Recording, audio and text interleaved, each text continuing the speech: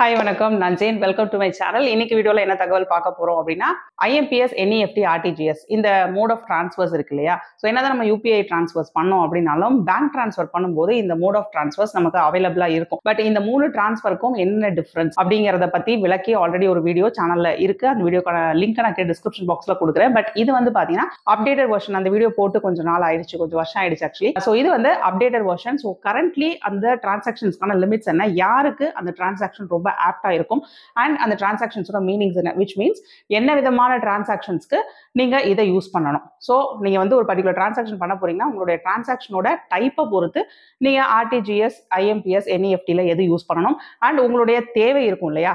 அதாவது எனக்கு மணி வந்து இவ்வளவு வேகமா போகணும் அப்படின்னு ஒரு விஷயம் இருக்கும், இல்லை இவ்வளோ லிமிட் இருக்கணும் அப்படின்னு ஒரு விஷயம் இருக்கும், இல்லை யாருக்கு அனுப்புறோம் அப்படின்னு ஒரு விஷயம் இருக்கும். ஸோ இதை உங்களுடைய டிரான்சாக்ஷனோட பல அம்சங்களை பொறுத்து நீங்க இந்த மோடை சூஸ் பண்ணிக்கலாம். அதை பத்தின கம்ப்ளீட் டீடைல்ஸ் தெளிவு இன்னைக்கு வீடியோல உங்களுக்கு கிடைச்சிடும்.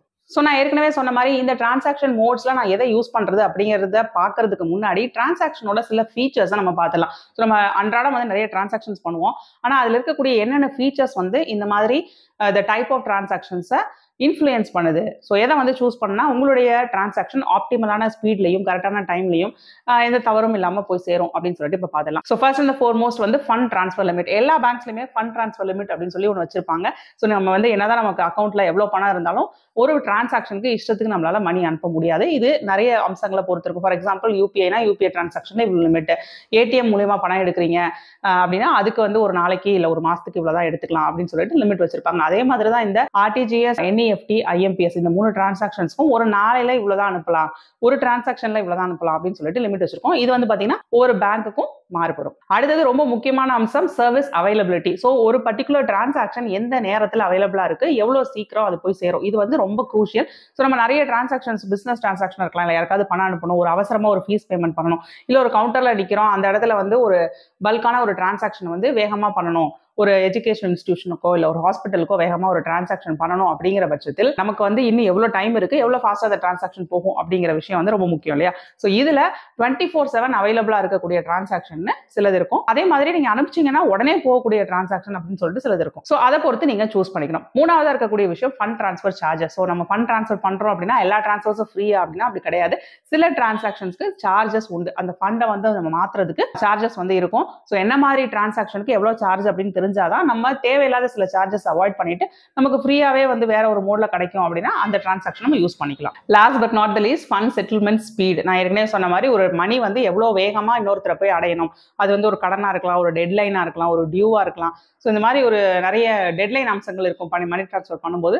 ஸோ அதை பொறுத்து நம்ம வந்து டிரான்சாக்ஷனை சூஸ் பண்ணிக்கலாம். ஸோ இப்போ அந்த இருக்கக்கூடிய மேஜர் டிரான்சாக்ஷன்ஸோட அம்சங்கள், அந்த மணி டிரான்ஸ்ஃபர் ஸ்பீடு, சார்ஜஸ் இதெல்லாம் என்னன்னு பார்ப்போம். ஸோ என்இஎஃப்டி அப்படிங்கிறதுக்கு அர்த்தம் national electronic funds transfer. So இது பார்த்தீங்கன்னா ஃபண்ட் செட்டில்மெண்ட் டைம் வந்து நமக்கு ஹாஃப் ஹவர் பேட்சஸ்ல நடக்கும். அல்டிமேட்டா ஒரு ஃபண்ட் செட்டில்மெண்ட்டுக்கான ஒரு டிரான்சாக்ஷன் இனிஷியேட் பண்ணிட்டோம்னா அது அடுத்த ஹாஃப் அன் அவருக்குள்ள அந்த டிரான்சாக்ஷன் கம்ப்ளீட் ஆகணும். இது வந்து என்இஎஃப்டிக்கான அந்த டிரான்சாக்ஷன் டைம் லிமிட். ஸோ உங்களுடைய டிரான்சாக்ஷன் ஒரு 1/2 மணி நேரம் வெயிட் பண்ணலாம், இன்ஸ்டன்டா எனக்கு அனுப்பணும் அப்படின்னு எனக்கு எந்த அவசியமும் கிடையாது அப்படிங்கிற பட்சத்தில் நீங்க என்இஎஃப்டி தாராளமா சூஸ் பண்ணிக்கலாம். பட் ஆர்டிஜிஎஸ் சொல்லப்படுற real time cross settlement and IMPS immediate mobile payment services, இது ரெண்டும் பாத்தீங்கன்னா ஃபண்ட் செட்டில்மெண்ட் டைம்ல இமீடியட்டா இருக்கும், இன்ஸ்டன்டா இருக்கும், ரியல் டைம்ல இருக்கும். அதாவது நீங்க எப்போ டிரான்ஸ்ஃபர்னு கொடுத்து சப்மிட் அப்படின்னு கொடுக்குறீங்களா இமீடியட்டா இந்த டிரான்ஸ்ஃபர் ஆயிடும். ஸோ ரொம்ப அர்ஜென்ட், எனக்கு உடனே வந்து இந்த டிரான்சாக்ஷன் ப்ராசஸ் ஆகணும், எனக்கு டைம் இல்லை, வெயிட் பண்ணதுக்குலாம் டைம் இல்லை அப்படிங்கிறவங்க இந்த 2 மோட்ல ஒன்று சூஸ் பண்ணிக்கலாம். அண்ட் சர்வீஸ் டைம் அவைலபிலிட்டி, இது எதுக்கு சொல்றோம் அப்படின்னா கொஞ்ச நாளைக்கு முன்னாடி வரைக்கும் இந்த சர்வீஸ் டைம் அவைலபிலிட்டி சில டிரான்சாக்ஷன்ஸ்ல இல்லாம இருந்துச்சு. என்இஎஃப்டில உதாரணத்துக்கு பாத்தீங்கன்னா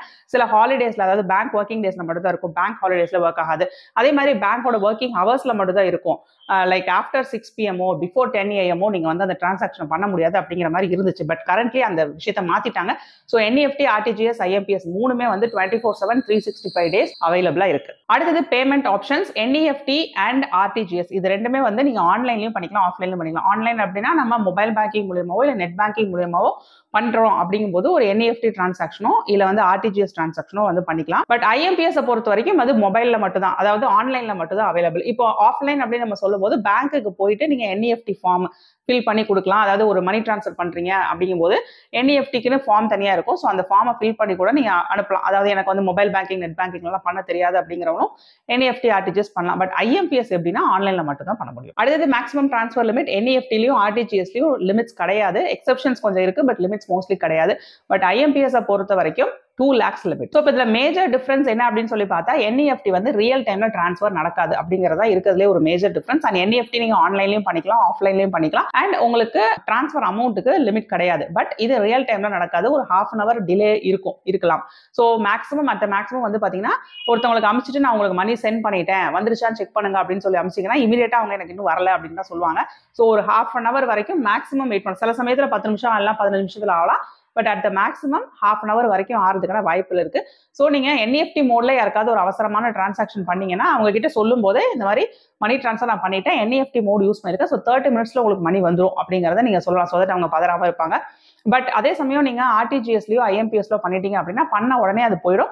அதனால நீங்க தைரியமா வந்து மணி அனுப்பிட்டீங்க அப்படின்றத சொல்லிடலாம். அண்ட் ஐஎம்பிஎஸ் பொறுத்த வரைக்கும் 365 days வந்து இயர் யூஸ் பண்ணலாம். அதாவது பேங்க் ஹாலிடேஸா இருக்குது, இல்லைன்னா பேங்க் ஒர்க்கிங் ஹவர்ஸ் இல்லை, இந்த மாதிரி எல்லா டைம்லயுமே ஐஎம்பிஎஸ் வந்து உங்களுக்கு ரொம்ப கன்வீனியன்ட்டா இருக்கும். அண்ட் இன்டர் பேங்க் டிரான்ஸ்ஃபர் பண்றீங்க அப்படிங்கிற பட்சத்தில் ஐஎம்பிஎஸ் உங்களுக்கு ஆன்லைன்ல பண்ணிக்கலாம் அப்படின்ற பட்சத்தில் ஐஎம்பிஎஸ் ரொம்ப கன்வீனியன்ட்டான ஒரு மெத்தட். அண்ட் டிரான்சாக்ஷன் லிமிட் அப்படின்னு சொல்லி பார்த்தா நான் ஏற்கனவே சொன்னேன், என்இஎஃப்டில மினிமம் சென்டிங் லிமிட் வந்து ₹1, பட் மேக்ஸிமம் லிமிட் கிடையாது. இதுல எக்ஸப்ஷன் நான் சொன்னேன் இல்லையா, எக்ஸப்ஷன் என்னன்னா இந்தியா நேபாளுக்குள்ள இருக்கிற அந்த அக்ரிமெண்ட் படி இந்தியா நேபாளுக்குள்ள நீங்க டிரான்ஸ்ஃபர் பண்ணீங்க, அதாவது இந்தியாவில் இருக்க பேங்க்குக்கும் நேபாளில் இருக்க பேங்க்குக்கும் ஆகக்கூடிய அந்த டிரான்சாக்ஷன்ஸ் அதை வந்து என்இஎஃப்டி மூலியமா நீங்க பண்ணீங்க அப்படின்னா 50,000 லிமிட் இருக்கு, அதாவது கேஷ் ரெமிட்டன்ஸ் லிமிட் இருக்கு. ஸோ இதை தாண்டி மிச்ச எல்லா விதமான டிரான்சாக்ஷன்ஸ்க்கும் வந்து அப்பர் லிமிட் கிடையாது என்இஎஃப்டியை பொறுத்த வரைக்கும். ஆர்டிஜிஎஸ் பொறுத்த வரைக்கும் மினிமம் 2 lakhs அப்படின்னு சொல்லிட்டு லிமிட் இருக்கு. ஸோ மேக்ஸிமம் லிமிட் கிடையாது. ஆனா குறைஞ்சபட்சம் 2 lakhs ஆவது நீங்க அனுப்புறீங்க அப்படின்னா தான் ஆர்டிஜிஎஸ் யூஸ் பண்ண முடியும். ஸோ அதனால ஹை வேல்யூ டிரான்சாக்ஷன்ஸ்க்கு யூஸ் பண்ணக்கூடிய ஒரு மோடா தான் ஆர்டிஜிஎஸ் பார்க்கப்படுது. அண்ட் ஐஎம்பிஎஸ் பொறுத்த வரைக்கும் மினிமம் டிரான்ஸ்ஃபர் வந்து ₹1 மேக்ஸிமம் டிரான்ஸ்ஃபர் வந்து 2 lakhs இருக்கு. ஸோ ஐஎம்பிஎஸ் ஆன்லைன் மோட் அப்படிங்கிறனால கொஞ்சம் கன்வீனியன்ஸ் பார்க்குறவங்க மட்டும் தான் இந்த மோடை யூஸ் பண்ணுவாங்க. ஸோ அந்த மாதிரி இருக்கக்கூடிய ஆன்லைன் மோடுக்கு மேக்ஸிமம் டிரான்சாக்ஷன் வேல்யூ லிமிட் வந்து 2 lakhs. ஸோ அண்டர் 2 lakhs டிரான்சாக்ஷன்ஸை நீங்க இதில் பண்ணிக்கலாம். அண்ட் டிரான்சாக்ஷன் சார்ஜஸ் அப்படின்னு பார்த்தா என்இஎஃப்டிக்கு சார்ஜஸ் எதுவுமே கிடையாது, பட் ஆர்டிஜிஎஸ்க்கு சார்ஜஸ் உண்டு. ஸோ மினிமம் வந்து 2 lakhs அப்படின்னு சொன்னேன் இல்லையா.